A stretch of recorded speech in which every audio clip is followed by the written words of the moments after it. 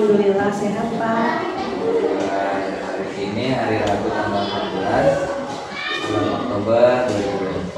Alhamdulillah saya sampai di pendampingan keempat di SDN Karyakti Dipan. Kebetulan 4 semua nih. Iya. Nah, untungnya bukan di kelas 4 juga ya, di kelas Bukan kelas 2 Pak. 2 ya.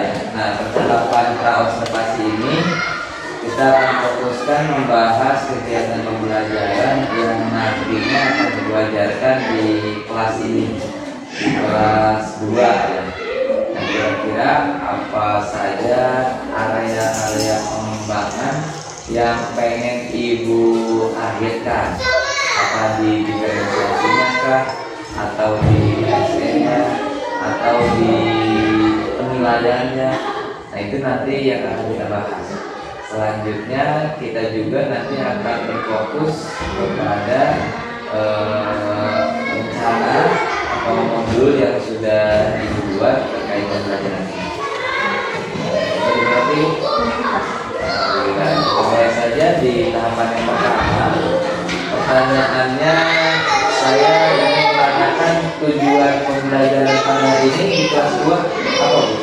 Tujuan pembelajaran hari ini nanti setelah anak-anak melihat video gitu Pak. Jadi anak-anak itu bisa menentukan, bisa mengamati, menentukan, mengelompokkan, dan juga mempresentasikan dari contoh-contoh nilai penerapan sila Pancasila yang pertama sila 1 dan sila kedua.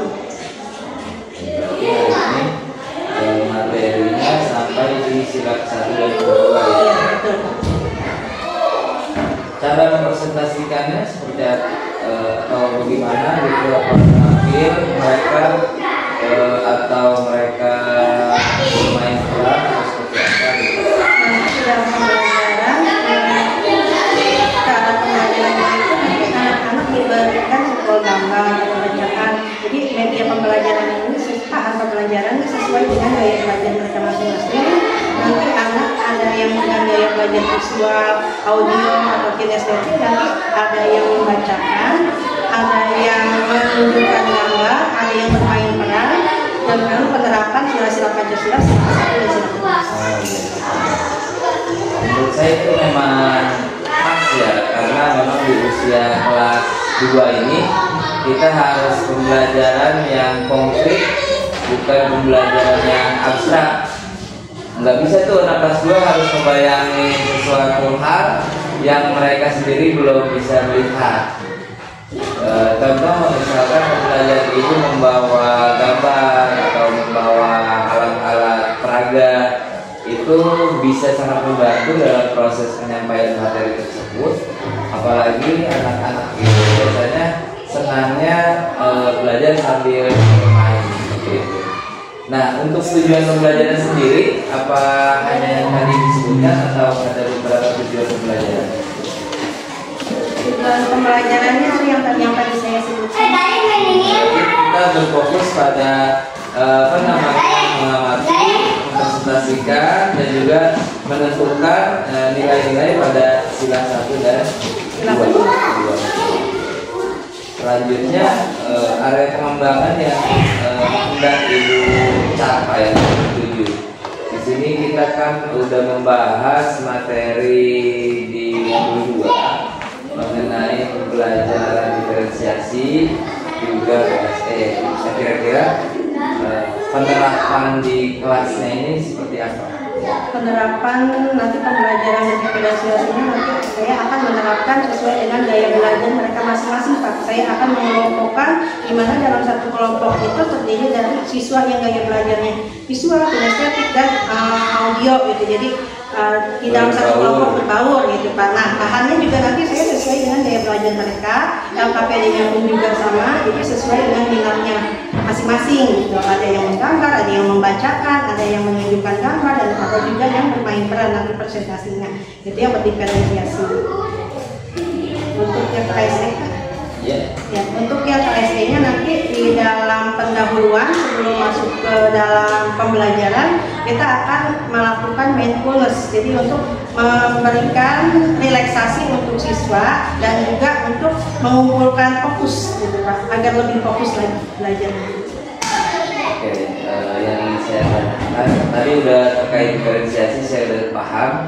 Berarti pada kontennya ya yang diferensiasikan dan juga pada produknya Ibu kalau tidak salah tadi menyebutkan anak ada yang bermain peran juga gitu ya. Berarti programnya juga anak bisa menampilkan berbagai macam produk gitu. Nah yang ingin saya tanyakan terkait dari KSE-nya berarti mindfulness ya. Ini mau diterapkannya di bagian pendahuluan atau di bagian inti atau di bagian itu? Mindfulness nanti saya terapkan di bagian pendahuluan, mau masuk ke dalam inti sebelum inti. Jadi di ujung pendahuluan. Baru mau masuk ke bagian inti. Iya. Oke baik.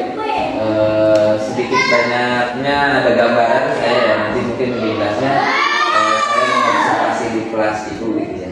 Nah terkait mindfulness juga nih masih penasaran, mindfulness seperti apakah yang Ibu terapkan untuk anak-anak kelas 2 yang memang tahun ini mereka masuk dalam tahap dasar ya, kalau dari segi perkembangan kognitif atau berpikir itu masih di level 1 atau 2.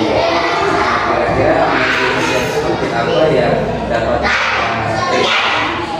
Nanti saya akan menerapkan mindfulness berupa video Pak. Jadi si anak tuh dengan mendengarkan yang asal dari video tersebut apa sih, mengambil posisi nyaman mereka, mendengarkan lalu fokus yang menarik nafasnya. Sedikit banyaknya anak itu sudah mendapatkan mindfulness atau kesadaran diri sebelum masuk ke kegiatan ini gitu ya. Kapan kita masuk kelas? Boleh Pak, sekarang jam pertama. Oke, siap. Kalau begitu dan bersama